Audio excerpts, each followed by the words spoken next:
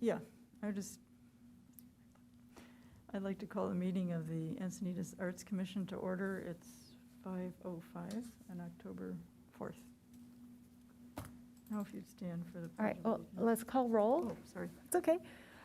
When you hear your name, please state present. Commissioner Abraham, Present. Commissioner Valenzuela, Present. Commissioner Sims, Present. Commissioner Lees, Present. Commissioner Corrales-Schmidt, I'm here. and Commissioner Redlitz is absent, and Commissioner Seelert is absent. Okay. How does that work? If you aren't here for the actual roll call, but you show up later, you marked absent, or? No, you're marked present. But yes. Okay, let's rise for the Pledge of Allegiance.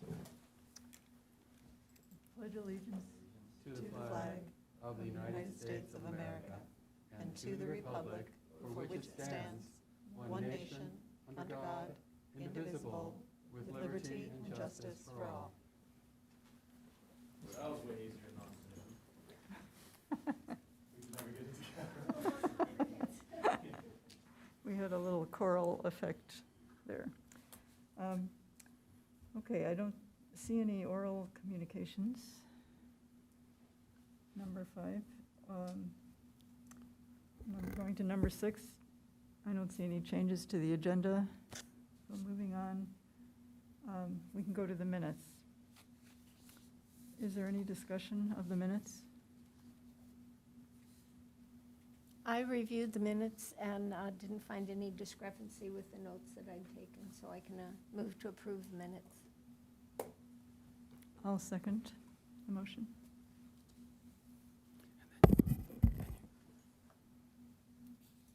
All right, I'll call your name since we are not using this voting system yet. If you're in favor of the minutes, say aye. Commissioner Abraham, Aye. Commissioner Valenzuela, Aye. Commissioner Sims, Aye. Commissioner Lees, Aye. Commissioner Corrales-Schmidt. Aye. Let the record show it passes with 5 in approval and 2 absences at this time. Oh, okay.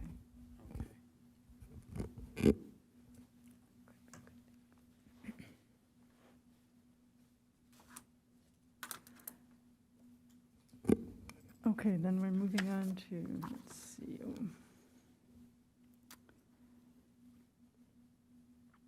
Action items. And Jim, this is the work plan? Yes, it is. All right, so what we'll do is we'll discuss the updates to the work plan that have taken place between the September meeting and tonight. We have not had any projects assigned from council. Friends of the Arts report will be coming later.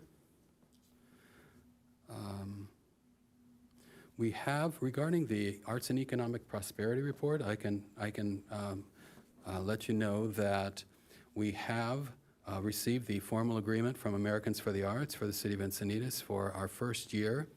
And so we have our first invoice, which is always a good sign. It means our project is starting, and we've begun to receive some really useful and pertinent information. And we've sent back some questions about how the online process will work. Of course, there will be a lot of materials and training that will be coming forward. So we'll certainly keep you apprised of that. Again, this project is slated to begin in January, so it's approaching. There are several cities in the city of San Diego that have signed up, so it's actually going to be probably the most comprehensive report that San Diego County has ever had as part of this Arts and Economic Prosperity Report. So we're very excited about that. Cities are really getting interested, and so we're pleased to be part of that.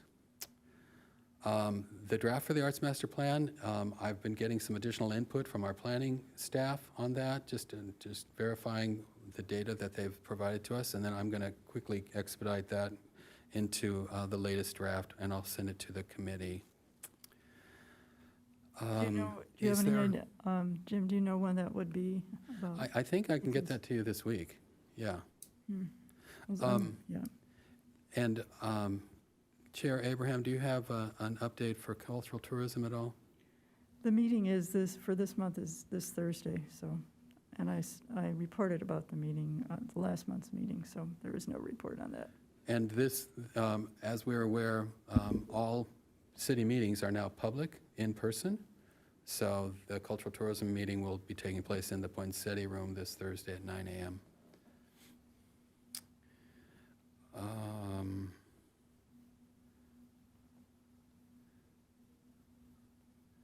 I don't think there's anything more to report specifically about those items on the first page.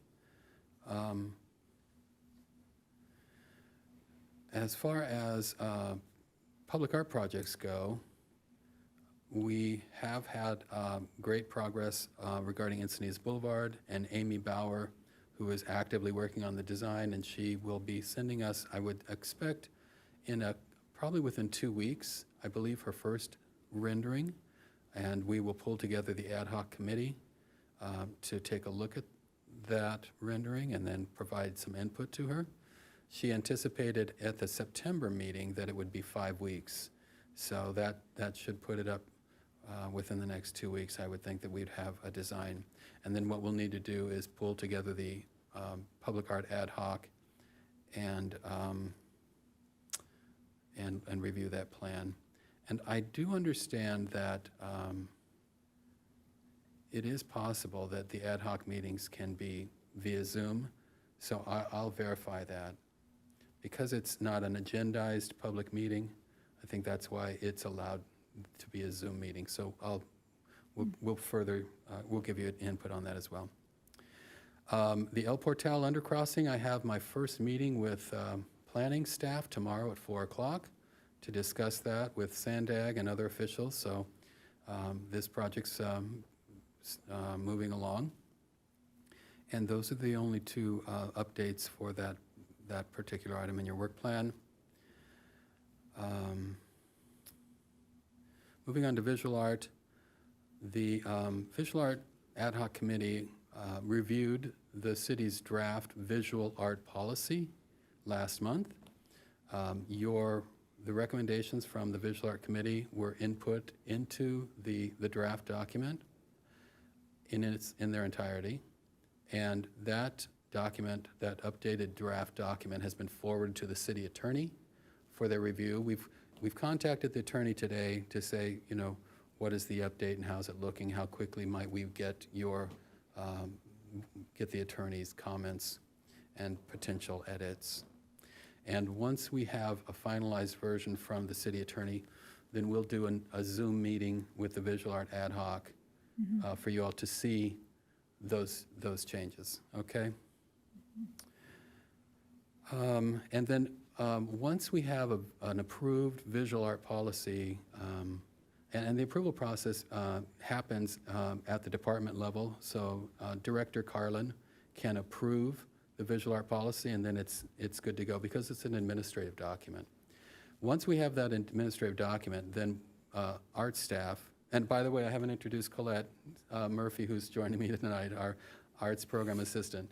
So Colette's been overseeing all the visual art programs, and so we will quickly send out a mass communication to our entire subscriber list of 21,000 saying, now's the time to apply to exhibit your art in 2022, and then we will also include the visual art policy as an attachment to that email.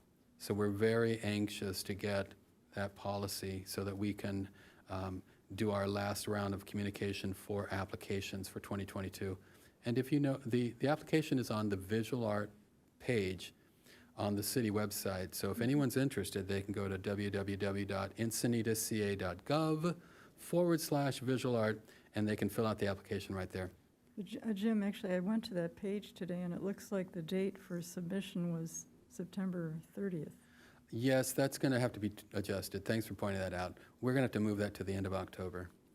Yeah, we had anticipated if the approval process took longer, that we will have to give the window of application longer as well. So you've been getting applications already, though? We have. So are you going to have to then send out the policy? Well, in the idea is that in our next large e-blast about it, we would include the policy so that people would have that information.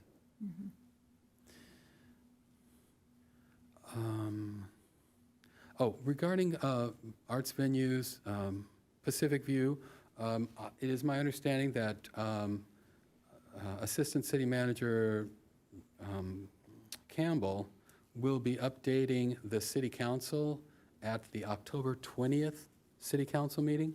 So I would encourage you to tune in, watch it online, go to the YouTube channel, and we should have a report on Pacific View at the October 20 meeting. And I believe that's it for the update on the work plan. Any questions? Okay. This concludes my report. Okay, thank you. Can I comment on that real quick?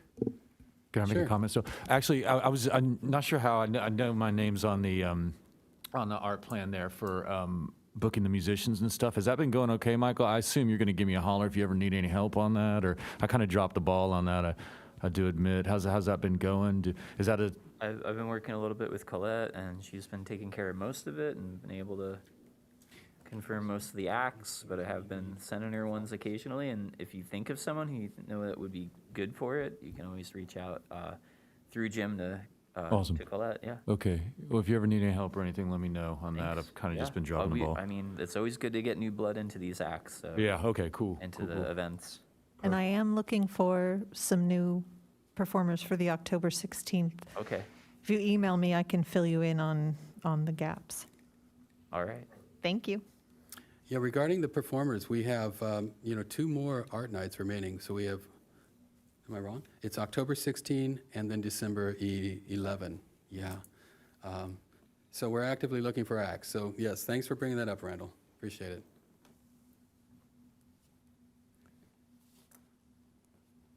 Okay, then, any more comments or questions? If not, we can move on to the report on the Encinitas Friends of the Arts. This is me again. Can you guys hear me? Okay, great. Check. Let me just refer here. I kind of conversed with Naime about this, just so I'm right about it. So a lot going on with the EFA right now. As you guys probably know, we have our big, one of the signature events, Dia de los Muertos, coming up. That's on October 30th, I believe, a Saturday. And that's kind of our big signature event. We are looking for volunteers for that, fully vaccinated volunteers. So if you guys know anybody who's interested in volunteering that day, it's Saturday, October 30th. We also have the Flea Market coming up in December 11th. That's kind of far off, but I'm just going to kind of report on it now. It's at the Pacific View, speaking of, from 10 to 3 p.m. That's our only fundraiser this year. So right now, vendor applications and flyers are on the website. So I don't know if you guys have ever been to that event. Really cool outdoor flea market event. Get some cool vendors in there. So if you know anybody who kind of has a small business, would be interested in signing up, send them. It's all kinds of stuff different. They have everything from kind of banjo, people who sell banjos, just kind of small businesses and stuff like that. Art, a lot of different art and whatnot. So. I understood it was called the Maker's Market because yeah. it's people who actually make the products that they're selling, That's exactly it. or vintage items. So Yeah, and I little think that's on antique the stuff. website. And then Cheryl has been helping with that event too, because Cheryl she's Evers is running that. joining the board. And then the Nutcracker is on December 18th, which the EFA does with the Encinitas Ballet, and it's $15 per ticket, 2 performances. So I'll report also on those efforts coming up in the following months. That's about it. And that's at the community center? Yes, I believe that is at the Encinitas community. Yes, ma'am. Mm-hmm. So I can give you a little bit of information about that. Sayat Asatrian, who is the executive director of Encinitas Ballet, has for many years presented a ballet or a Nutcracker performance, and he usually has to rent a venue in Carlsbad or San Marcos, some other site. And he actually came to the art night and was talking to me about this and said that his real vision for the program was to do a community Nutcracker in the banquet hall at the community center, And so we went in and discussed it, and he identified how he would like to lay it out. So, zoom ahead, he's, through Friends of the Arts, they have submitted a permit request to have the space, and we found a weekend, actually, that's available in December. So Friday, December 17, they will do rehearsals and setup. And then on the 18th, on Saturday, I think he might actually do two performances in the banquet hall, and they will put down a marley floor, which is a rubber dance floor, and over a wood floor, and they'll utilize the big TV monitors and have cameras in there shooting. So you actually see close-ups of the dancers and be able to see, the full performance on the video, because sight lines, you would not see anything below this, their chest. So it will be somewhat like the piano concert we had in January of 20, where we had seating in kind of a continental style, semicircle, big dance floor in the middle in this instance, and then the TV monitors will be on. So he's very excited about doing this, bringing his Nutcracker to the community center. And so he's calling it Community Nutcracker. And I think it will be the start of something really wonderful, and it's super affordable at $15. Normally if you go and see a ballet, you're looking at something like $40. So I think it's a win-win for the community. So please put it on your calendars. I'm not exactly sure of the times yet. Could be 2 and 6 or something like that, but it's going to be on the 18th of December.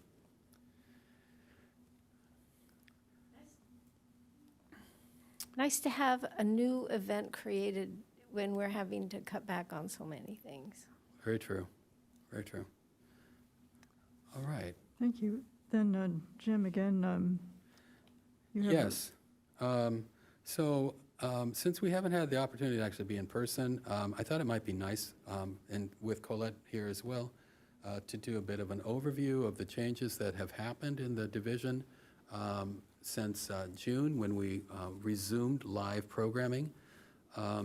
So on June 30th, we held our first Wednesdays at noon concert at the library. We had unbelievable attendance of 190 people. We've never had that many people come to a concert. In fact, we had people out on the patio. The doors were open, and so since June 30th, we've been having wonderful, wonderful concerts, loads and loads of great performers. They're very willing to come back, and they're excited to be performing again. And so the concerts have been going very well. I'd say now with the fall and some people adjusting their schedules, et cetera, the attendance is probably around 140 consistently each week. So we're glad to see that many people coming out every Wednesday. The Music by the Sea series launched in September. I think it was on the 16th. And we had a saxophone quartet. And if you know anything about sax, it's not the most popular concert, but we had unbelievable attendance, and we sold 25 more season passes than we have ever sold before. So we have 70 people who have purchased passes to the full season, which is nice because you have that core attendance of 70 people, and then you're only reliant on the single ticket purchases to kick that up over, into the hundreds. And I think we had 130 people for the saxophone concert. So we were really thrilled at that. Now we're offering an 8-concert season pass. So the price reduced just a little. And if anyone's interested in buying a season pass for the remainder of the season, they can do that. And we're also just selling individual tickets. So the Music by the Sea series has also completely surpassed any of our successes in the past with that series, so we're thrilled with that. The Epelvey Festival, which was held in July, was, again, another record setter with all 3 nights at the library sold out. And then we had that concert at the Conrad Previs Performing Arts Center with, I'd say we had about 280 people there, which was terrific because we were so frightened to think of going outside of Encinitas to put on a concert as part of this festival. But the audiences seemed to really love the venue, and I can report that all of the dates for Epelvey for 2022 have been booked and reserved. The Epelvey Artists Organization has booked the Conrad Prebys Performing Arts Center in La Jolla again, and we have all of our dates locked in at the Encinitas Library. And it will be that same, I believe, second week in August, probably. July. Oh, July, like 16, 17, 18, 19, I believe. That would be a Thursday through Sunday for concerts, for different concerts in that period. So So- does the Epelvey actually rent the space themselves then? Yes, so we as the city are only responsible for the concerts that take place here in Encinitas. And Epelvey had to rent the Hoya venue, so they did that independent of us. We did the marketing for it. We included it in a season pass for the festival, our festival pass, and we worked collaboratively, and we assisted with that concert. But it was Epelvey's quite private venture. Right. And then all of our visual art, the exhibits are going well. Oh, Jim, I had another question. Sure. About the concerts. How are you dealing with masking? Everyone wears a mask. We have masks available if anyone comes in and doesn't have a mask. But the requirement is, and we have signage in the entrance to the concert space that says, you must wear a mask at city concerts. We haven't had any challenges. In fact, quite honestly, people are more comfortable. We answer a lot of emails from the public saying, yes, everyone wears a mask, and so that's useful. The art night. So I'm going to jump and let Colette take over this. Talk about art night. So we have another art night coming up on October 16th. Last one that we had in September, Lux was out because they switched over to being the Institute of Contemporary Art. They're going to be back in on this one. So all 7 of our usual venues, we now have 3 shuttle buses running, which is incredibly efficient. I think that's working out really nicely. We've had great success getting volunteers through National Charity League, and mother-daughter teams have been on the buses assisting with handing out maps and masks and assisting the drivers with some navigation, so that's been great. Attendance has been spectacular for both the July and the September one, because the doors at the library measure who's coming in and out, and so even being conservative, we've had right around 500 people attending. So I'm looking forward to that again. As we mentioned a little earlier, I could use a little bit of help getting some more music for the different venues. So Michael, I'll be reaching out to you. And Randall, if you've got any suggestions, really, if anyone's got suggestions, throw them our way. All right. We're only able to offer them a stipend for compensation, which presents a little bit of a challenge. Okay. I should have some folks for you. That would be great. Yeah, it was great to see the art night come alive again. It's been really wonderful being right there and hearing so much about how people enjoy the experience and so much interaction with the artists and getting into the music. So it's been lovely. People have really enjoyed getting out, and it has been the event that when I was on the commission, what we visualized being for our city is people getting out and getting around and being excited about going on to the next venue and seeing what was happening around our city. And art sales? Oh, and art sales have been great. I know for sure, because I'm the one who lifts the cases over there in the library. I know that the 3D artists for sure sold a lot, and then checking in with the 2D artists, they all reported that they either sold pieces on site or got information leads and people reaching out and asking for commissions. Yeah, so we're really fortunate that all of the programs that we resumed have had such tremendous response from the public. And that's really what's wonderful about our community is how interested they are in the programs we do. And let's face it, we do marketing on a shoestring. We basically send out an email and put up a banner and rely on the word of mouth, and so it's going very well. The galleries that participate in Art Night are overjoyed, and we hear this interesting comment from them consistently, which is, art night drives in an entirely different demographic into their store. And I kind of want to ask, well, what is that demographic? You know, how does the audience look so different? But they remark on that quite often. So we're really pleased with that. This month, you know, we're the next big project is the Encinitas Dia de los Muertos event, and once we pull that off, then we'll be overjoyed, because that will have been the resuming of our full year of programming in just a matter of 5 months. So that concludes item 9B and Okay. C. Thank you. Moving on to commission member initiated agenda items, I don't see any. So moving on to 11, future agenda items. Also, I don't see any.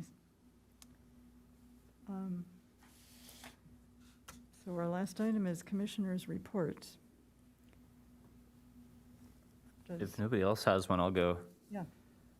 So this, I guess this is more related to, I guess, our general mission, because we kind of took off the, our action plan where we're advocating for arts venues, but at my last, I'm on the board of the Leucadia 101 Main Street Association, and at our last board meeting, we got a presentation by Larry Jackal, who's the owner of Alila Maria Resort, on his Alila Village development project that I believe will be up for Planning Commission review soon. And he's included some really cool looking art spaces that should be affordable. And I just want you guys to try to keep up with that as, you know, the application does go through the city, because I think it's really great that any development would include arts in our city. And it looks like a cool plan. What are they presenting? I'm not sure exactly, sorry. It's a little bit of an incomplete report, but Is it part of the hotel? so this Alila Village, I believe, is like a mixed-use development that's adjacent to the hotel. It'd be the space Okay. that's kind of where the Cabo Cantina Where the is, cantina like, used all to the be, way yeah. to where the That's exciting, because that's really, Encinitas for Equality Changing Tides Foundation, that little area is, that little triangle. So, yeah, I just want to let you guys know that there's a really exciting art studio included in that development plan. So, Is he aware of the art nights? Because that would be, you know, a real commercial interest. I'm not sure if he did mention that it was partly an inspiration from the Leucadia Art Walks, that he felt like these should be going on like every day of the year. But there'll be multiple studios, and they'll be small and planned to be affordable. Oh, that's So- fantastic. Yeah. I'll let him know about Arts Night, though. I mean, Yeah. there'll be some ways down the line, right? So Yeah, and it's if he, you know, wants any help from the Arts Commission, I think we'd all be happy to contribute what we can. Okay, to the thinking on it. Salt timber, too. yeah. So that's pretty much my report. Yeah, it's just an interesting development that I think our whole commission should keep our eyes on, and, you know, if you like the plan, help advocate for. that'd be great. I mean, that's a high dollar place, you know, so it's good to see those type of developments accepting, like, you know, artists, studios and whatnot. Kind of surprising. Definitely. The general response to it has been very positive in the community, from the neighbors in the community, and that's not so with everything that gets built in that part of the community, because Right. a lot of it's creating a lot of traffic that people don't feel like we are prepared to accommodate.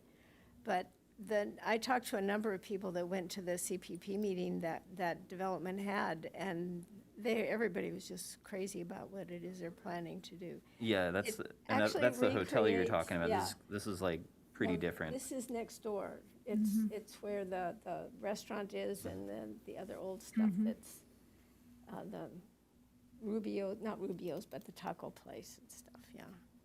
Yeah, it's actually doing a lot of things that people kind of miss about old Leucadia. One of the things being small studios for artists. Okay. There's a model for that in San Diego with the Space for Art group. So that's another thing that he might be interested in checking out.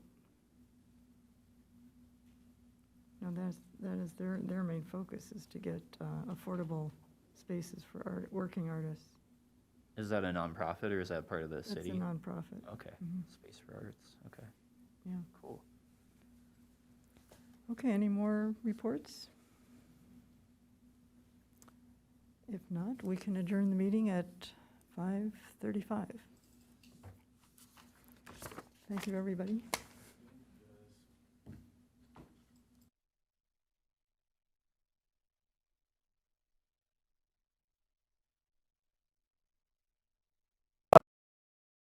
Let us hear your voice.